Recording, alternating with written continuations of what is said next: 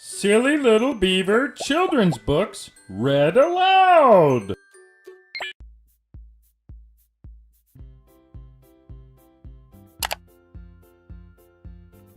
Old Hat, New Hat by Stan and Jan Berenstain. Old hat.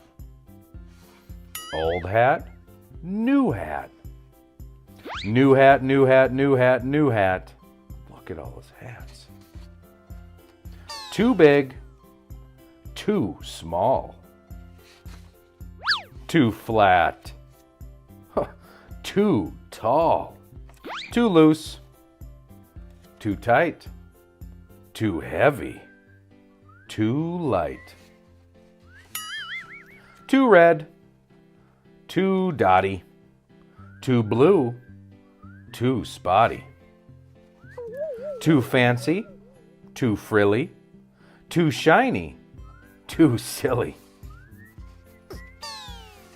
Too beady, too bumpy. Too leafy, too lumpy. Too twisty, too twirly. Too wrinkly, too curly. Too holy, too patchy.